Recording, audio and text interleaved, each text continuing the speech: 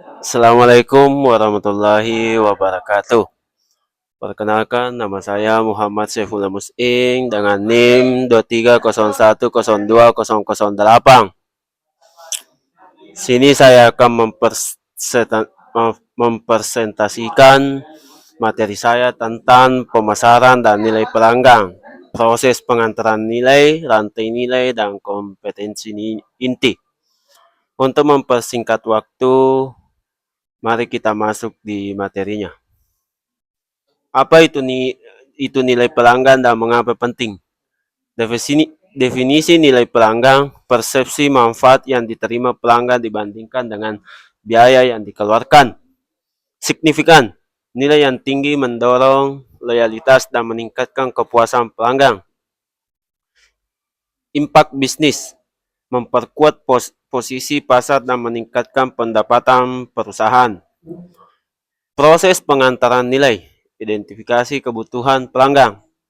Pertama itu pengumpulan data, memahami preferensi dan ekspektasi pelanggan lewat riset pasar. Kedua, analisis kebutuhan, mengelola data untuk menentukan kebutuhan nyata pelanggan. Ketiga itu pengembangan solusi, mendesain produk layanan yang tepat sesuai kebutuhan.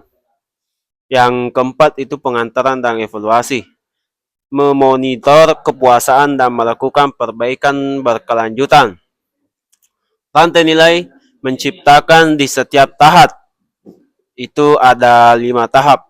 Pertama itu inbound logistik, penerimaan dan penyimpanan bahan baku. Kedua itu service, dukungan jual untuk menjaga kepuasan pelanggan. Ketiga, operation, proses produksi dan transformasi bahan menjadi produk jadi. Yang keempat itu outbound logistik, distribusi produk ke pelanggan. Yang kelima itu marketing dan sales. Aktivitas utama dalam rantai nilai, contoh industri, manufaktur, yaitu penerimaan bahan, perakitan komponen, pengujian kualitas, pengiriman produk. Sedangkan dengan retail itu pemasukan barang, penyimpanan dan display, interaksi pelanggan, dan layanan purna jual. Aktivitas pendukung dalam rantai nilai, infrastruktur dan teknologi, itu terbagi menjadi 4, yaitu infrastruktur perusahaan, gedung, fasilitas, dan sistem manajemen yang efisien. Kedua itu manajemen sumber daya manusia, yaitu pengembangan kompetensi dan kesejahteraan karyawan. Ketiga itu teknologi, implementasi IT untuk mendukung operasi dan inovasi. Keempat itu pengadaan, pengelolaan vendor dan pembelian strategis. Kompetensi inti, keunggulan bersaing perusahaan.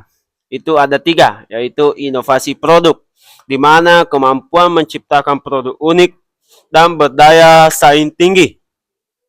Kedua, efisiensi operasional, di mana itu proses yang hemat biaya dan berkualitas konsisten. Ketiga, layanan pelanggan, di mana itu pengalaman pelanggan yang luar biasa dan responsif. Mengembangkan dan memanfaatkan kompetensi inti, itu terbagi menjadi 4, yaitu identifikasi kompetensi, di mana kita menilai kekuatan utama perusahaan secara internal. Kedua itu investasi strategis, yaitu mendukung kemampuan inti melalui sumber daya yang tepat. Ketiga itu pengembangan berkelanjutan, melakukan inovasi dan pelatihan secara rutin. Dan keempat itu pemanfaatan dalam pasar, menggunakan keunggulan untuk memenangkan persaingan. Studi kasus, perusahaan sukses dengan nilai pelanggan dan kompetensi inti. Apple, contohnya kita melihat dari Apple, di mana itu fokus pada desain inovatif dan ekosistem produk. Kedua itu nilai pelanggan tinggi melalui pengalaman unik. Ketiga, kompetensi inti di R&D dan brand power. Contoh yang kedua yaitu Toyota Motor Corporation, Ya, di mana itu ada 3, yaitu efisiensi produk dengan sistem lean. Kedua, kualitas dengan keandalan produk unggulan. Ketiga itu keunggulan kompetitif di operasional dan inovasi proses.